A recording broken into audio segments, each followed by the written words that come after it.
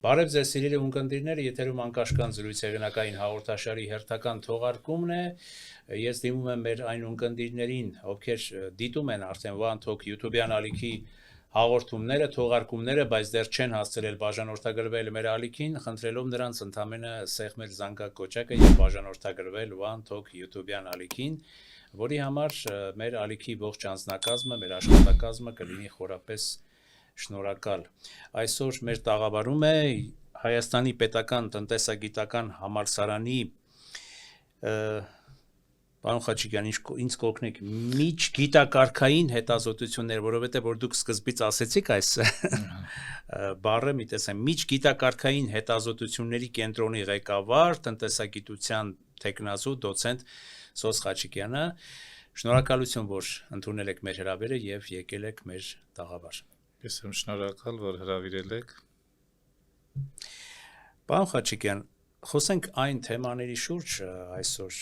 ինչը այսօր հուզում է անմիջականորեն մեր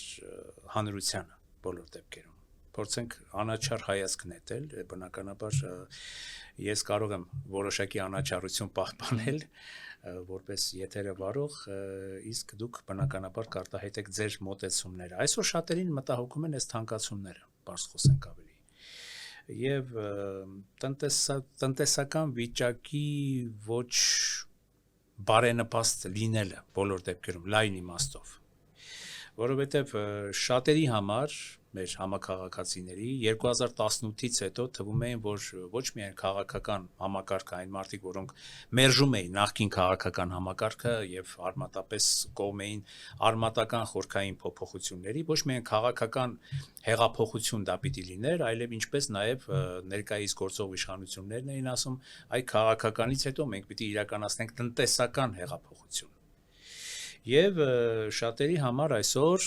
կարելի ասել այդ տնտեսական հեղափոխությունը, այն սպասելիքները, որ նրանք ունեին, միգուցե մեր հայրենակիցների շատերը հրաշքների են սպասում, դա էլ երևի թե շատ իրատեսական չի, որ մի կարճ ժամանակում պիտի հրաշքներ տեղի ունենան ու մեր հասարակությունը պիտի ապրի շատ կատարյալ բարեկեցիկ տնտեսական իրականության մեջ չէ, ես կատարյալ բարեկեցիկի մասին չեմ խոսում, բայց ամեն դեպքում շատերը սպասում էին լուրջ արմատական տնտեսական փոփոխությունների, որոնց հետևանքով կյանքը կդառնա շատ ավելի բարեկեցիկ, ավելի բարոր, բայց այդ փոփոխությունները տեղի չունեցան։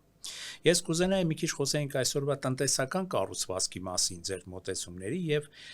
բայց սկսենք թանկացումներից։ Ինչի հետևանք են այս թանկացումները, որովհետեւ կոնկրետ ինձ համար դեռևս որևէ հիմնավորում բերված չի, թե այս թանկացումները ինչով են հիմնավորված եւ ինչով են օբյեկտիվ։ Ընդհանուր առմամբ, եթե դիտարկենք պետական վիճակագրությունը, պետության կողմից մատուցվող վիճակագրությունը եւ նաեւ միջազգային կառույցների կողմից հրապարակումները, ինդեքսները եւ այլն, մենք գների շատ մեծ թանկացում չունենք։ Կան բնականաբար որոշ ապրանքներ, որ անհամեմատ բարձր են թանկացել, անհամեմատ շատ են թանկացել, որոշ ապրանքների գներ նույնիսկ նվազել են, ենթադրենք ներմուծման հետ կապված, արտարժույթի փոխարժեքով պայմանավորված, բազմաթիվ այլ գործոններով պայմանավորված, բայց խոշոր հաշվով այն թիրախը, որը սահմանվել է կառավարության կողմից, դրանք պահպանվել են։ Նույնիսկ ընթացքում կենտրոնական բանկը հանդես եկավ նախաձեռնությամբ հաջորդ տարիների գների մակարդակի ճշգրտումները նվազեցնելու առաջարկով, որովհետև դրանք իսկապես կանխատեսելի էին այդ շրջանակում։ Բայց եթե տնտեսագիտորեն այսպես մեկնաբանեմ, գների մակարդակի որոշակի բարձրացումը անխուսափելի է աճող տնտեսության համար։ Եթե տնտեսության մեջ դրամական հոսքերը մեծ են, իսկ վիճակագրության տվյալները դա են փաստում, եթե տնտեսության մեջ եկամուտների մակարդակը բարձր է, դա միանշանակ այդպես է, ես համեմատական կարգով եմ ասում նախորդ տարիների համեմատ, այսինքն մի կողմից եկամուտներն են ավելանում, մյուս կողմից շրջանառության մեջ գտնվող փողի քանակն է ավելանում, դրանք ճնշելու են գներին եւ գների բարձրացում տեղի է ունենալու, ակնհայտ։ Սակայն ինչ չափով պետությունը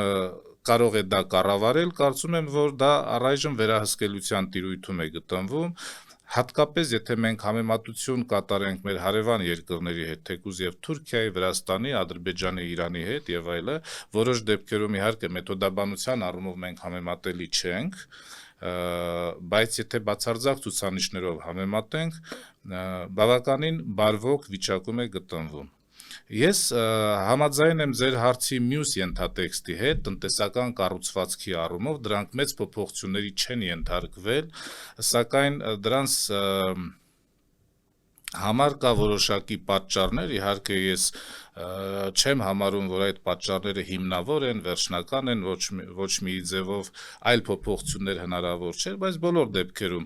18 թվականի հեղափոխությունից հետո երկու խոշոր հանգամանք, Արցախյան պատերազմը եւ COVID-ը իսկապես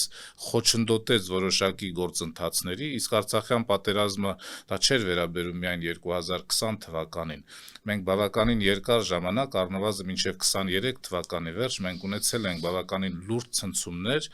կառավարման հետ կապված, ներքին ցնցումներ, նաև արտաքին ցնցումներ եւ դրանք որոշակի առումով խոչընդոտել են։ Իհարկե հնարավոր էին տեսականորեն ավելի մեծ բարեփոխումներ, իհարկե ես այդ կարծիքին եմ, որ հնարավոր էին։ Բոլոր դեպքերում կարելի էր ավելի մեծ արդյունքների հասնել։ Բայց դա տեսական տիրույթից գործնականում բավականին լուրջ հաջողություններ եմ ես համարում հեռանկարային առումով, օրինակ տնտեսության ազատականացում ավելի մեծ չափով հաղորդակցության ուղիների բացման շրջանակում։ Իմ կարծիքով դա բավականին լուրջ նախադրյալ է, որ հետագայում մենք ունենանք իսկապես բաց տնտեսություն, իդեպ ասեմ, որ տնտեսական ձևակերպմամբ, տնտեսագիտական ձևակերպմամբ Հայաստանի Հանրապետությունը համարվում է փոքր, բաց տնտեսություն։ Մենք այդ տնտեսական մոդելի մեջ ենք եւ այդ տնտեսական մոդելի մեջ ենք պարտավոր կառավարվել։ Փոքր բաց տնտեսությունը նշանակում է փոքր շուկա եւ կապիտալի, տեխնոլոգիաների, աշխատուժի եւ այլը արտահոսքի, ներհոսքի բավականին լուրջ հնարավորություններ, ապրանքների, ծառայությունների։ Այսպիսի պայմաններում արտաքին գործոնների ազդեցությունը մեր տնտեսության վրա բավականին մեծ է։ Եվ այդ արտաքին գործոնների ազդեցությունը տեղում կառավարելու համար իսկապես խնդիրները բազմաթիվ են, շատ են։ Հենց միայն արտարժույթի հոսքը, եթե դիտարկենք, դրանք բավականին մեծ են դեպի մեր հանրապետություն։ Կապիտալի հոսքը մենք ունեցել ենք նույնիսկ ճիշտ է դրական տնտեսական արդյունքով, դրական տնտեսական ելքով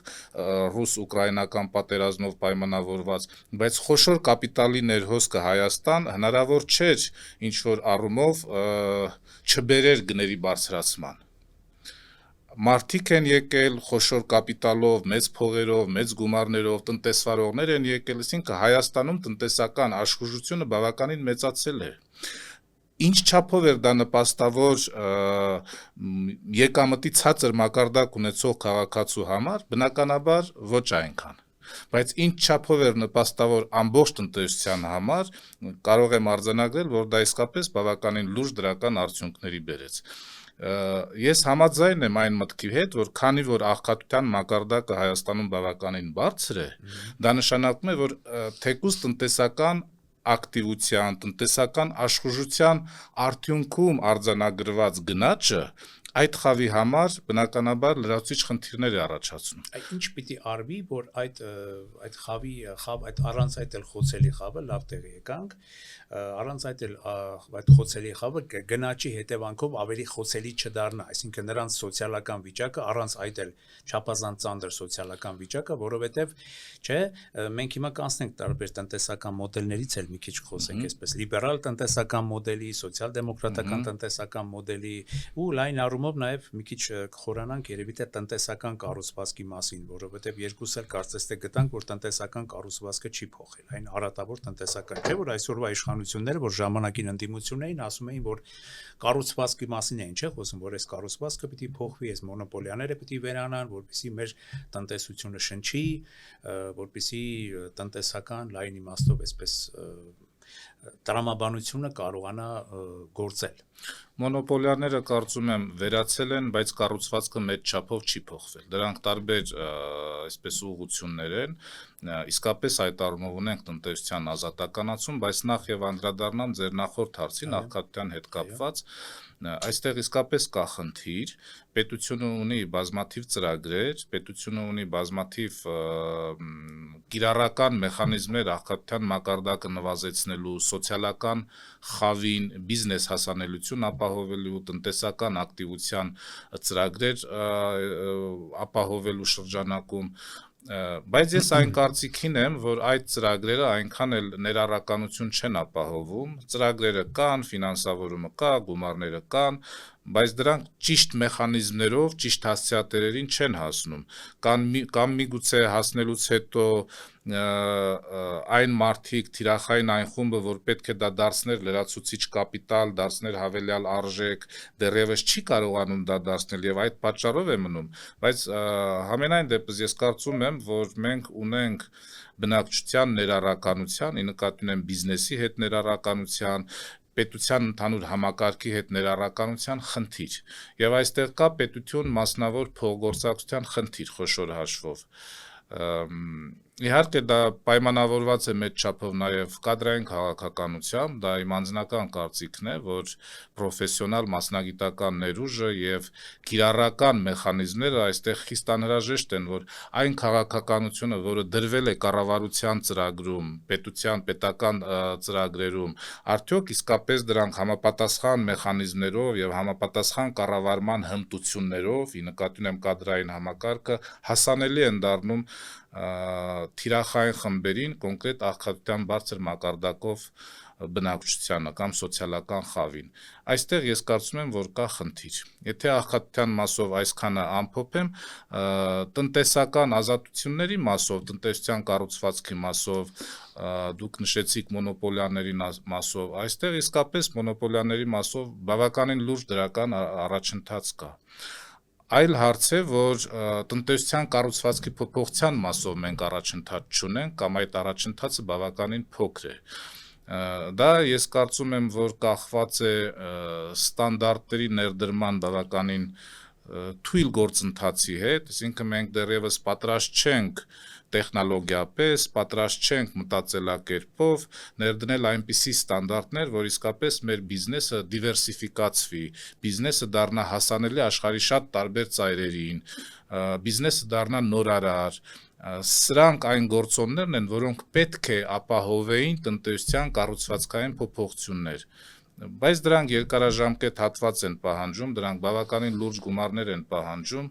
ես հույս ունեմ, որ մի քանի նախաձեռնություններ, իհարկե դա ամբողջ տնտեսական քաղաքականությանը չի վերաբերում, բայց կան առանձին նախաձեռնություններ հայեցակարգային մոտեցումների շրջանակում, օրինակ կանաչ, կայուն եւ շրջանաձև տնտեսության վերաբերյալ, որը նոր է ընդունվել, թվային կառավարման, թվայնացման վերաբերյալ, սրանք մոտեցումներ են, բայց դեռևս կիրառման լայն հնարավորություններ չունեն։ Երբ որ կստեղծվեն այնպիսի մեխանիզմներ, իսկ դրանց շրջանակում նաև ֆինանսավորումն է, այսինքն արդյոք կա իսկապես այն ֆինանսական ռեսուրսը, որ նմանատիպ տնտեսություն մենք ունենանք, որտեղ պահանջում է դա տրանսֆորմացիայի բավականին լուրջ փուլ, ինչպես տեխնոլոգիական, այնպես էլ ֆինանսական եւ կադրային,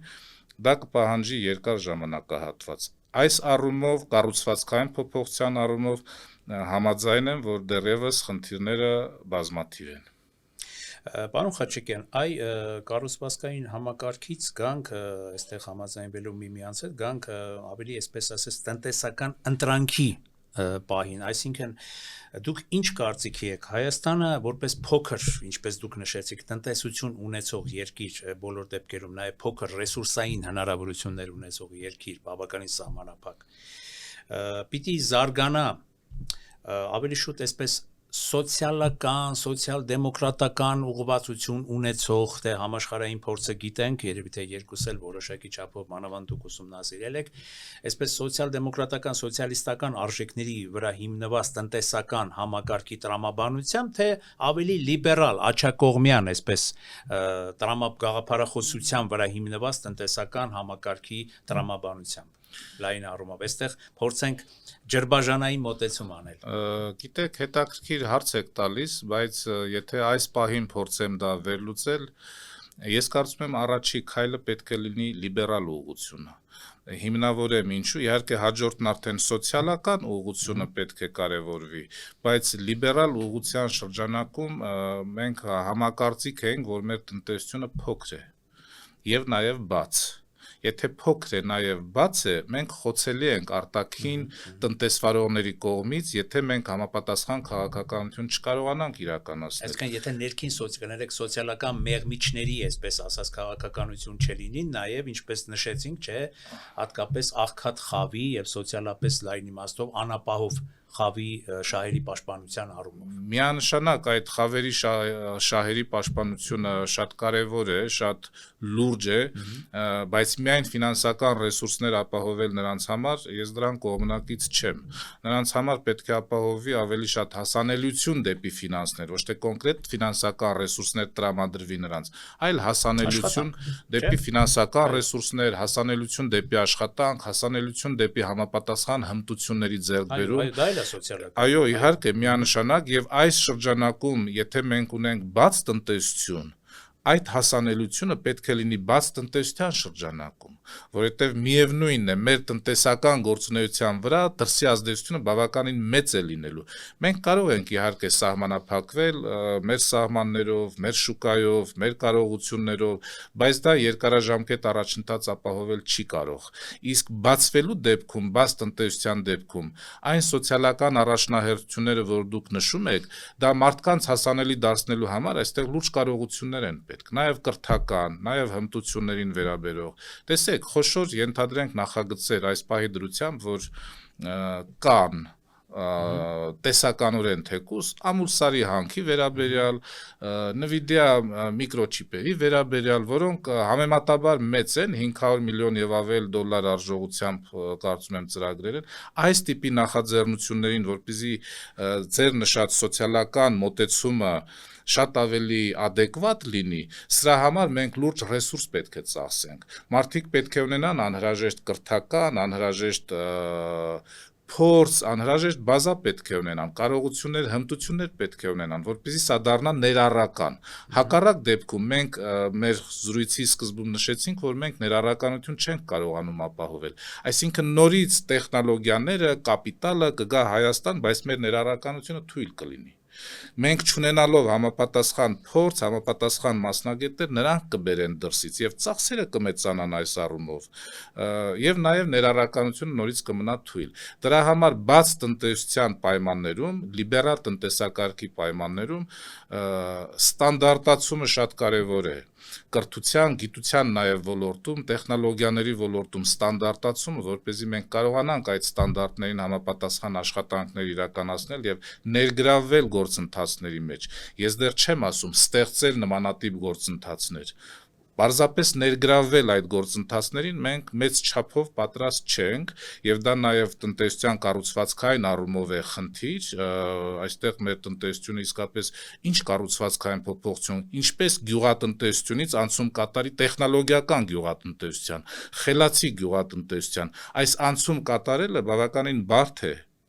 Եվ որքան էլ որ ներգրավեն կապիտալ, ամեն դեպքում մարդիկ են նաև պետք ներգրավվելու համար, ենթակառուցվածքներ են պետք ներգրավվելու համար, դրանց համար կապիտալ եւ ժամանակ է անհրաժեշտ։ Այլ հարց է թե որքանով ենք մենք այս պահին պատրաստվում այդ ժամանակին կամ գոնե ժամանակի մի որոշակի փուլում դրան միանալու համար, այդ գործընթացներին ներգրավվելու համար,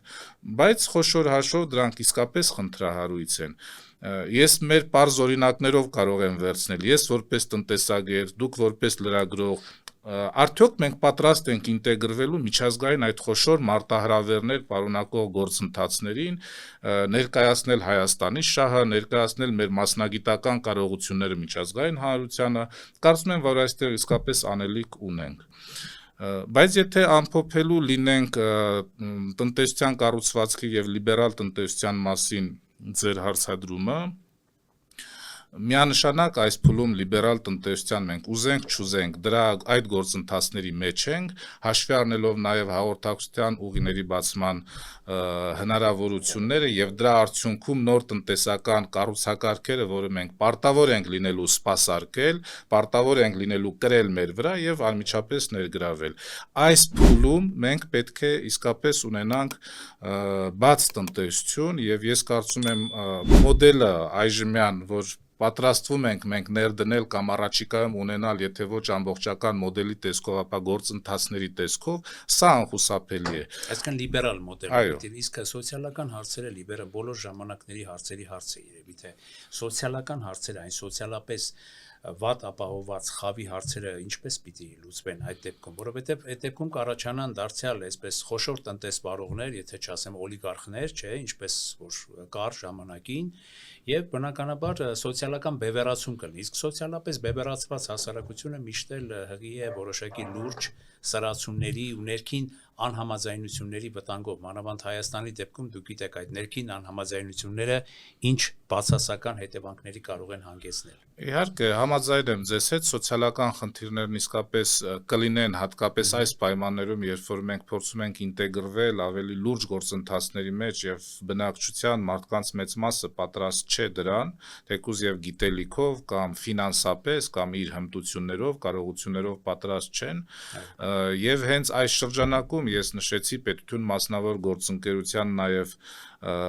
փոխհարաբերությունների այս անհրաժեշտությունը, ես կարծում եմ, որ դա դեռևս թույլ մակարդակի վրա է գտնվում, պետություն մասնավոր գործընկերությունը անհրաժեշտ է բարձրացնել բավականին լուրջ ձևաչափով, մենք ունենք իհարկե դրա վերաբերյալ դրա շրջանակում ընդունված օրենք, բայց օրենքի կիրարկման մեխանիզմները դեռևս լիարժեք չեն, եւ այստեղ պետությունը իսկապես քաղաքականություն ունի անելու հատկապես տեղական մակարդակներում, որովհետեւ տեղական մակարդակները, ի նկատի ունեմ մարզային մակարդակները, ի նկատի ունեմ նաև կառավարման ավելի ստորին մակարդակները, այստեղ պետությունը ունի խնդիր եւ այն ռազմավարությունները, որոնք իմ գնահատմամբ որոշ դեպքերում, շատ դեպքերում, այսինքն բավականին լավ ռազմավարություններ են, որոշ դեպքերում իհարկե կան նաև ոչ այնքան կիրառելի ռազմավարություններ, լավ նկարագիր ունեցող, բայց ոչ կիրառելու, բայց ընդհանուր առմամբ ռազմավարական մոտեցումները բավականին adekvat են ժամանակին, բավականին երկարաժամկետ զարգացմանը միտված են, այնուամենայնիվ այդ ռազմավարությունները ստորին մակարդակներում կամ տեղական մակարդակներում իրականացնելու ներուժը կարծում եմ ցածր է։ Նորից կրկնեմ, ինչպես մասնագիտական, այնպես էլ տեխնոլոգիական եւ ֆինանսական հնարավորությունների շրջանակում։ Այստեղ այո, ներառականության խնդիր նորից կունենանք, բայց միևնույնն է, մենք ներառականության խնդիր ունենալու պատճառով մենք չենք կարող հրաժարվել բաց կամ լիբերալ տնտեսությունից, սակայն անհրաժեշտություն կա, ես կարծում եմ այստեղ կրթության գործոնը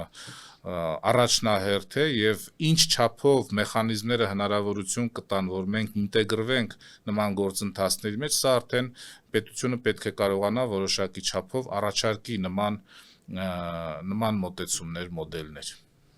Ամեն դեպքում վտանգները, ինչպես ես ձեր խոսքից եմ, որ վտանգները դուք եք տեսնում, բոլոր դեպքերում, ինչպես նաև շատերն են տեսնում, այսպեսի մի միտք առաջացավ, որը երկար ժամանակ եմ ես իմ մեջ գրում եւ նաեւ փորձում եմ այսպես տարբեր համադրումների մեջ իմ այդ միտքը ավելի լավ գոնե ինձ համար հասկանալի, բայց ձեզ կարող եմ ուղղել որպես տնտեսագետի, օրինակ սոցիալական ու լայն իմաստով, որ ասում են սոցիալական ուղղվածություն ունեցող տնտեսություն, տնտեսական համակարգ կամ կառուցվածք։ Այսօր ավելի այսպես լայն իմաստով մրցակցային դաշտ ստեղծելու համար տնտեսության մեջ, Հայաստանի տնտեսության մեջ, թեկուզ եւ փոքր տնտեսության մեջ ավելի ճիշտ չէ լինի, որ առաջանար կամ վերականգնվեր, ասենք օրինակ պետական սեկտորը, այսինքն պետությունը նաեւ նույնպես իր միջոցներով, իր հնարավորություններով լիներ տնտեսվարող գործոն ի հակակշիռ, իր բնական հակակշիռ մասնավոր սեկտորի, մասնավոր հատվածի եւ միգուցե նաեւ դա էլ հնարավորություն կդարձներ տնտեսությունը դարձնելու ավելի ճկուն, ավելի գործուն եւ նաեւ դրանով հանդերձ լուծելու որոշակի սոցիալական խնդիրներ, ավելի թեթևացնելու, ինչպես ասում են, պետության սոցիալական բեռը, ինչ կարծիք եք։ Դուք բավականին լուրջ հարցի եք անդրադառնում, այս տեսանկյունից ասեմ, որ մեր սահմանադրության մեջ ամրագրված է, որ Հայաստանի Հանրապետությունը հանդիսանում է շուկայական, սոցիալական տնտեսություն։ Կան բազմաթիվ երկրներ, որ միայն շուկայական են, ենթադրենք սոցիալական բաղադրիչը չկա։ Չկա, այո։ Կան երկրներ, որ սոցիալական են, այո, սոցիալական են, բայց շատերն ասում են՝ ուր է այդ սոցիալականը։ Այստեղ մենք պետության մասնակցության հետ կապված ունենք հետևյալ առաջնահերթությունները կամ կարևորագույն ուղղությունները։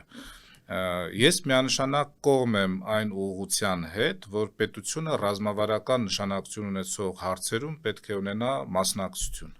Ռազմավարական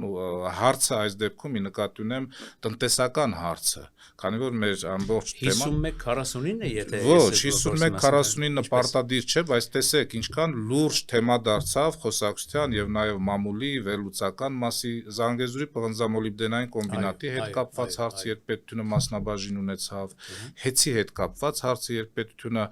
ազգայնացման գործընթաց սկսեց, այսինքն սա պետք է դիտարկել երկու տեսանկյունից։ Պետությունը միջամտում է մասնավորին, թե պետությունը սոցիալական խնդիր լուծելու համար առաջ է տանում իր քաղաքականությունը։ Թե կարգավորումը, տարբեր բնականաբար կարգավորման շրջանակում նաև սոցիալական քաղաքականություն պետք է առաջ տանի պետությունը։ Կարծիքները բազմաթիվ են, բազմազան են, անձամբ ես կողմնակից եմ նրան, որ պետությունը մասնավորի հետ ունենա կառավարման եւ իրավունք եւ որոշակի մասնաբաժին, որը ավելի շատ դիտարկվի վերահսկելիության տեսանկյունից, վերահսկելիության շրջանում։ Սոցիալ-դեմոկրատական, սոցիալիստական տնտեսական մոդելի մասին չի խոսի արդեն։ Բնականաբար այդ ոլորտին կանդրադառնա, բայց երբ որ մենք խոսում ենք պետության սոցիալական հնարավորությունների մասին, մենք նախ եւ առաջ պետք է ի նկատի ունենանք ոչ թե ամբողջ բնակչությանը, այլ սոցիալապես խոցելի խմբերին։ Նայեք զարգացած պետությունները,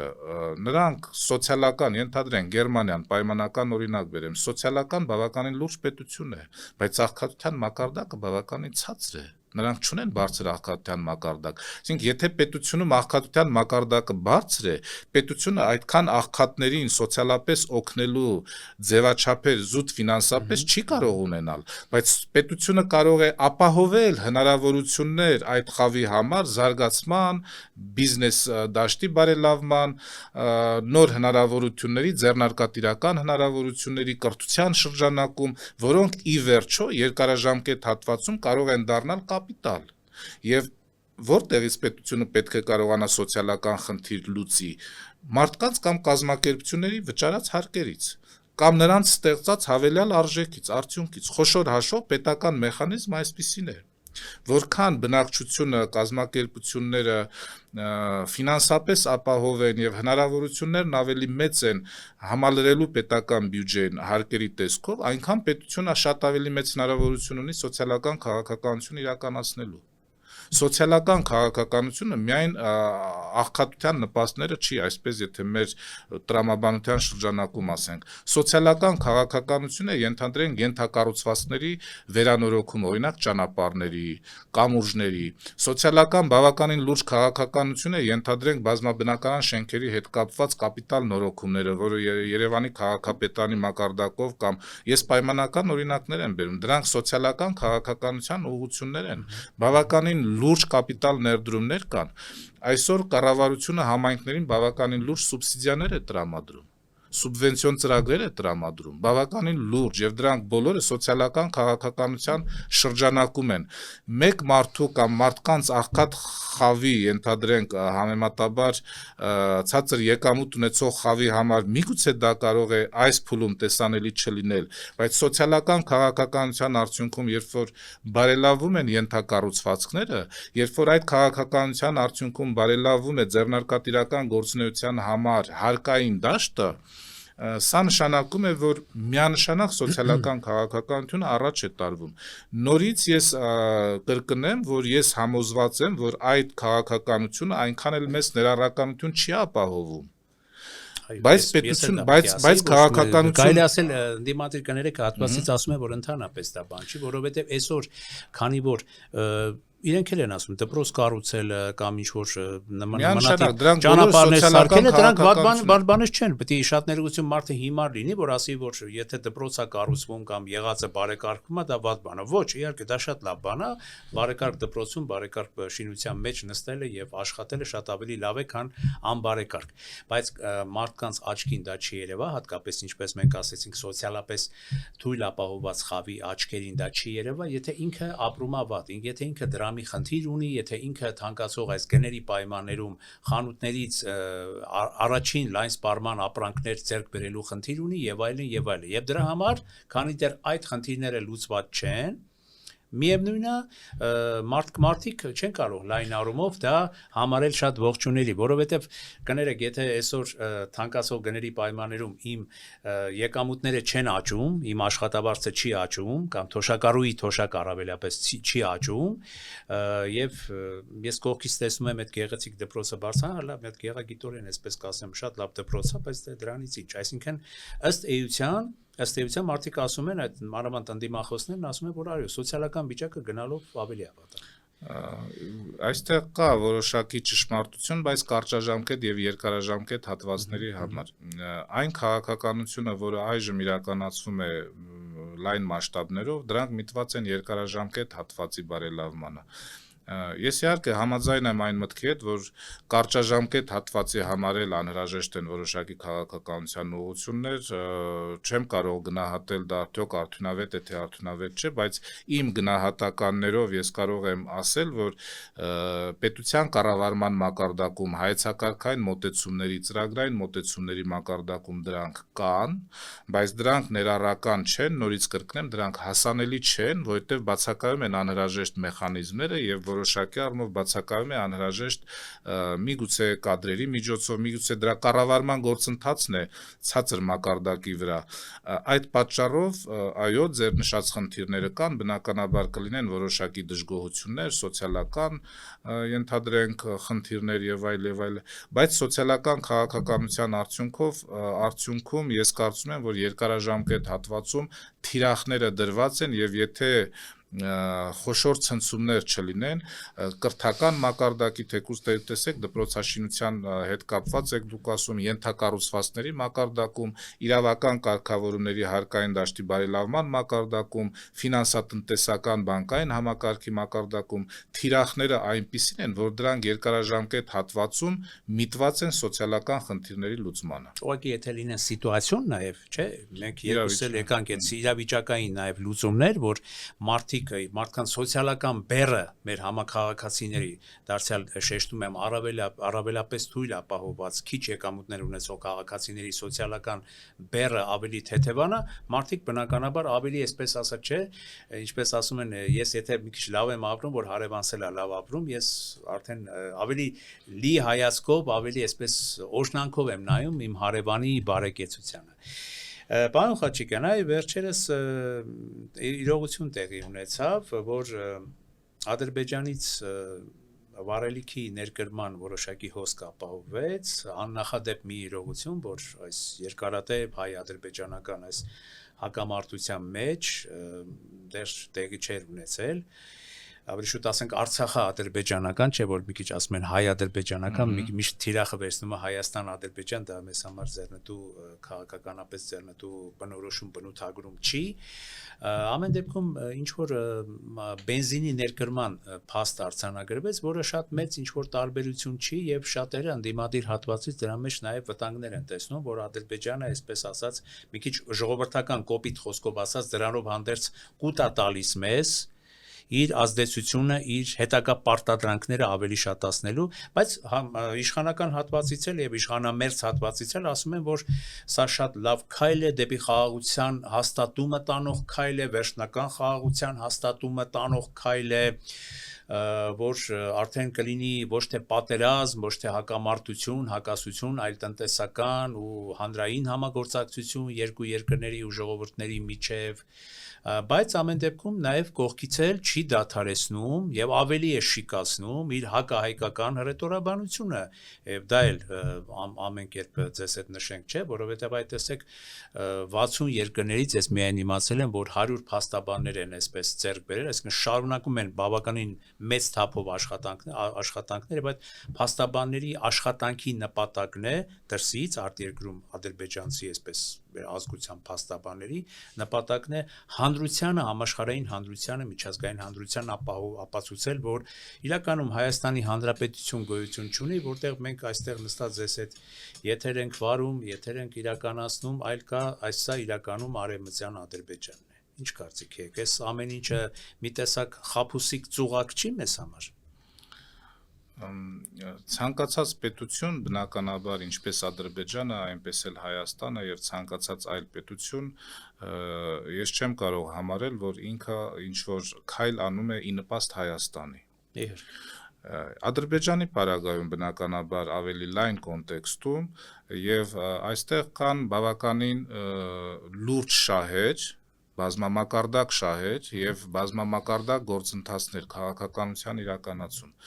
Նախ Ադրբեջանը խնդիր ունի այդ միջոցով, նաեւ Հայաստանի հետ հարաբերությունների միջոցով ավելի լայն ձևաչափով ինտեգրվելու միջազգային հանրությանը, որքան էլ որ ասենք նավթադոլարներ եւ այլ, Ադրբեջանը ամեն դեպքում ունի որոշակի միջազգային հարաբերություններում խնդիր։ Եվ այդ խնդիրները պայմանավորված են որոշակի առումով նաև հարևանների հետ, նաև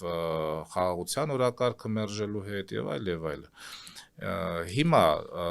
ձեր նշած քայլերը բենզինի մյուսների հետ կապված,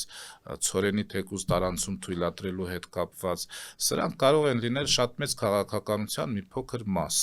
Այդ շատ մեծ քաղաքականությունը նաև մեզ համար է քաղաքականություն։ Արդյոք մենք այդտեղ ունենք որոշակի շահերի համադրում,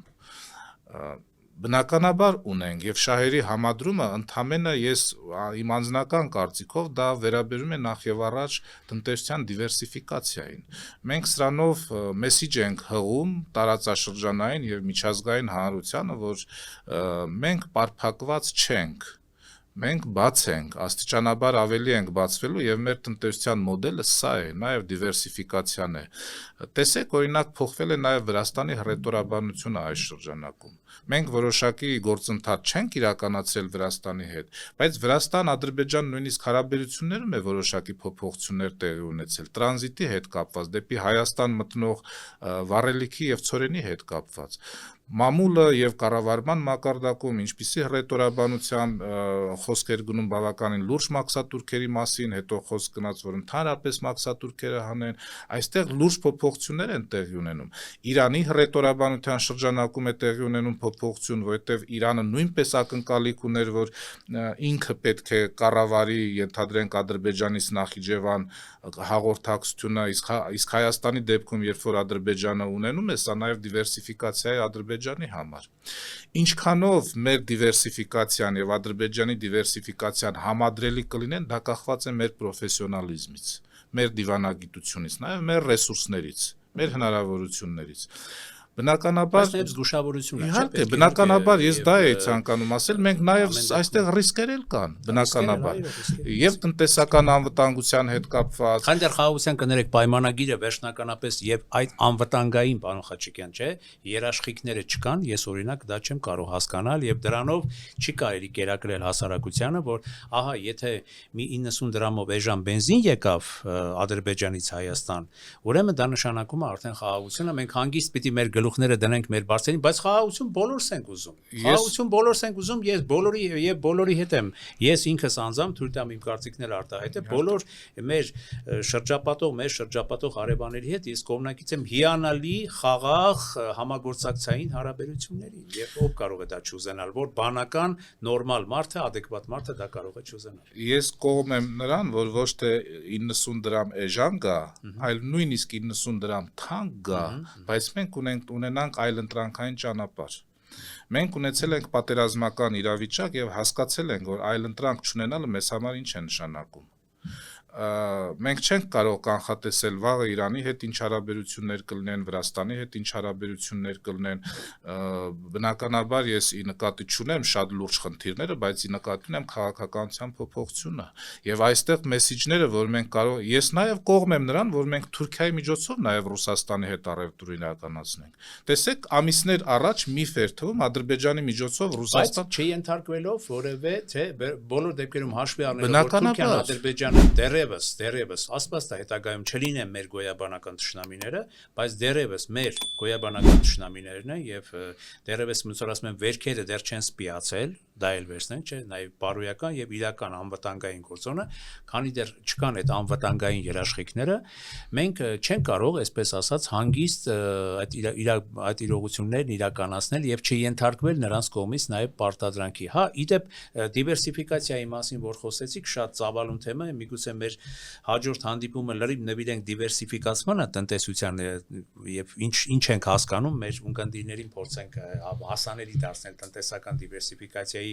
բոլոր առանձնահատկությունները ձեր միջոցով, բայց օրինակ դուք ճիշտ եք համարում, որ այսօր կան արդեն հռետորներ, քաղաքական հռետորներ, որը նաեւ այս հարցն են քաղաքականացնում, այսինքն արևմուտք դեպի այսպես հապշտապ նետվելու պատրաստ գործիչներ, որոնք ասում են հենց այսօր մենք դուրս գանք ԵԱՏՄ-ից, որ անգամ գործող իշխանության տնտեսության նախարարն էր համարում, որ շատ ձեռնտու լավ հարթակ Հայաստանի համար եւ միանգամից գնանք դեպի Եվրոպա։ Այդպիսի քայլը դա նորմալ դիվերսիֆիկացիա համարում եք, թե այդ քայլի հետևանքով Հայաստանի տնտեսությունը ունենալու է լրջագույն խնդիրներ։ Նախ հռետորաբանությունը նշեցիք, հռետորաբանության մակարդակում ես կարծում եմ, որ բավականին լուրջ դիվանագիտություն մենք կարող ենք կառուցել, տեսեք, օրինակ նշում եք թշնամական եւ այլը, մեր գոյաբանական խնդիրներ, մենք այսպիսի մոտեցումներով չենք կարող դիվանագիտության մեջ առաջնորդվել, դա մենք պետք է ունենանք մեր մեջ եւ դա մենք պետք է ունենանք բոլորի հետ կապված։ Թուրքիան, Ադրբեջանը մեզ համար խնդրահարույց են եղել, ենթադրենք վերջին 100-ամյակում, բայց մենք պետք է ի նկատի ունենանք, որ աշխարհում այնպիսի հիմա տեխնոլոգիաները այնպիսին են, որ 5000 կիլոմետր հեռվից էլ մենք կարող ենք այդ խնդիրն ունենալ, գոյաբանական խնդիրը։ Մենք ավելի շատ պետք է հռետորաբանության այս շրջանակում դիտարկենք, իհարկե, նաև Եվրոպայի հետ հարաբերություններում, նաև Ռուսաստանի հետ հարաբերություններում, Հայաստանում կա բավականին լուրջ գործարար հատված, ովքեր իրենց բիզնեսը չեն պատկերացնում առանց Ռուսաստանի։ Փակ սահմանների պայմաններում Հայաստանում կա բավականին լուրջ գործարար հատված, ովքեր իրենց բիզնեսը չեն պատկերացնում առանց Թուրքիայի։ Եկեք անկեղծ լինենք, առևտրականների շրջանը մտեք մեր սուպերմարկետներ, շուկաներ եւ այլը։ Այսինքն ինչպես Թուրքիան, այնպես էլ Ռուսաստանը, այնպես էլ Եվրոպան, վաղը կլինի Չինաստանը, ափսոսում եմ, որ քիչ են հարաբերությունները Իրանի հետ, միևնույնն է, մենք այս հատվածները ունենալու ենք։ Դեպի Եվրոպա առաջանցիկ տեմպերը հնարավոր այսպես ձևակերպենք, եթե մենք ուզում ենք դա արագացնել։ Ես կարծում եմ դա կապված է որակի հետ, կապված է ստանդարտների հետ, կապված է հավելյալ նոր արժեքի ստեղծման հետ։ Դա կապված չէ, եկեք սա թողնենք, անցնենք նրան։ Դա այդ քաղաքականությունը չէ։ 2018-ն էլ կար այդ Եվրոպայի հետ, այնպես չի որ չէ, միայն այսինքն ոչ ոք մեզ չի արգելել, անգամ ԵԱՏՄ շուկան էլ մեզ չի արգելում, չէ, որպես տնտեսագետ գուցե այդ հարցի պատասխանը ավելի լավ տակ, որ դուք առևտուր արեք Եվրոպայի հետ եւ այլն, դա աշխատանք է, բայց ոչ անխոհեմ ճանապարհով, ոչ մերժելով այն հարթակները եւ այն հնարավորությունները, որոնք իրական օգուտ են տալիս մեր տնտեսությանը եւ միանգամից հապշտապ համապատրաստից ինչ որ նետվենք այնպիսի մի ուղղությամբ, որ կարող է մեզ համար լինի խնդրահարույց, մեղմ ասած։ Եթե ես իմ անձնական կարծիքը ձևակերպեմ, դեպի Եվրոպա ուղղությունը կամ դեպի Արևմուտք ուղղությունը, ես կձևակերպեմ հետևյալի շրջանակում։ Դա կոչվում է տեխնոլոգիական արդիականացում, մենք դա պարտավոր ենք անել, դա կոչվում է դիվերսիֆիկացիա, որոշակի առումով մենք դա պարտավոր ենք անել եւ դա կոչվում է նոր հավելյալ արժեքի ստեղծում։ Հիմա եթե այս նոր հավելյալ արժեքի ստեղծման կամ տեխնոլոգիական արդիականացման կամ դիվերսիֆիկացիայի շրջանակում մեր հռետորաբանությունը ճիշտ չէ կամ որոշակի առումով խոցելի է, սա այլ հարց է, բայց դեպի տեխնոլոգիական արդիականացում, որը այսօր Արևմուտքն է հիմնականում տալիս, այլ տեխնոլոգիական արդիականացում իրականացման ուղղություն չկա։ Դեպի դիվերսիֆիկացիա, որը եւ Ադրբեջանի, եւ Թուրքիայի, եւ եվրոպական ուղղության է, ես այլ ուղղություն չեմ տեսնում առայժմ։ Այդ ուղղություններն են բնականաբար այդ ուղղություն, այսինքն Եվրոպան ես տեսնում եմ նաեւ դիվերսիֆիկացիայի շրջանակում։ Սրանք են կարևոր հարցեր, որ պետք է առաջ բերել։ Եվրոպական ստանդարտներով ստեղծված արտադրված ապրանքների հավելյալ արժեքը, նրանց դերն ու կշիռը տնտեսության մեջ շատ ավելի բարձր են։ Ես սրա շրջանակում եմ տեսնում այդպիսի ուղղություն, ոչ թե տեսնում եմ պարզապես հռետորաբանություն դեպի Եվրոպա, հռետորաբանություն Ռուսաստանից կտրվել կամ տարածաշրջանից կտրվել, քաղաքականությունը այս համատեքստում պետք է կառուցել։ Նորից կրկնեմ, որ բավականին մեծ բիզնես մտածելակերպի փոփոխություն է նաև սրա համար անհրաժեշտ։ Մեր գործարար հատվածի հսկայական զանգված ինչպես Թուրքիայի, այնպես էլ Ռուսաստանի հետ շատ վաղուց աշխատում են, շատ լուրջ կապիտալի շրջանակում են աշխատում եւ ամբողջը թեքել դեպի Եվրոպա, կարծում եմ դա հնարավոր չէ եւ ճիշտ էլ չէ։ Չինաստանն իր դերն է ունենալու, նույնիսկ Ճապոնիան իր դերը կարող է ունենալ, Հայաստանից ԱՄՆ հարաբերություններ, որքան էլ ասենք հազարավոր կիլոմետրեր են հեռու, կան այսօր ապրանքների եւ ծառայությունների այնպիսի տեսակներ, որոնք միմիայն այդ ուղղությամբ կարող են աշխատել, դրանք չեն կարող աշխատել օրինակ Հայաստան-Ռուսաստան ուղղությամբ կամ Հայաստան-Իրան ուղղությամբ։ Այսինքն տնտեսության ոլորտը քաղաքականության հետ սերտաճած է այնպես, որ միևնույնն է այդպիսի փոխգործակցություն, ինչպես նաեւ դիվերսիֆիկացիա պարտավոր է ստեղծել։ Այսինքն արհեստականորեն արհեստականորեն եւ հռետորաբանության հնարավորությունների դաշտ ստեղծենք, որոնելու ինչպես արհեստականորեն, այնպես էլ հռետորաբանության մակարդակում իհարկե ես կողմ եմ, որ դա չեզոքացվի, բայց այդ այլընտրանքները մեզ միանշանակ անհրաժեշտ են, որովհետեւ մի կողմից տեխնոլոգիա, մյուս կողմից դիվերսիֆիկացիա, մյուս կողմից հավելյալ արժեք, սրանք լուրջ գործընթացներ են, որ կարող են իսկապես բերել ձեր նշած վերջնական արդյունքում անվտանգային գործոնի։ Շնորհակալություն պարոն Խաչիկյան, շնորհակալություն, որ եկաք եւ արտահայտեցիք ձեր տեսակետները։ Ես եմ շնորհակալ հրավերի համար։ Շնորհակալություն։ Եթերում անկաշկանդ զրույց հեղինակային հաղորդաշարի հերթական թողարկումն էր, մեր զրուցակիցն էր տնտեսագիտության տեխնացու դոցենտ Սոս Խաչիկյանը։ Ես դիմում եմ մեր այն հարգարժան ունկնդիրներին, ովքեր դեռ չեն հասցրել բաժանորդագրվել մեր One Talk YouTube-յան ալիքին, խնդրելով նրանց ընդհանրապես սեղմել զանգակոճակը եւ բաժանորդագրվել One Talk YouTube-յան ալիքին, որի համար հայտնում եմ իմ շնորհակալությունը։ Շնորհակալություն, այսօր այսքանը, լավ եղեք։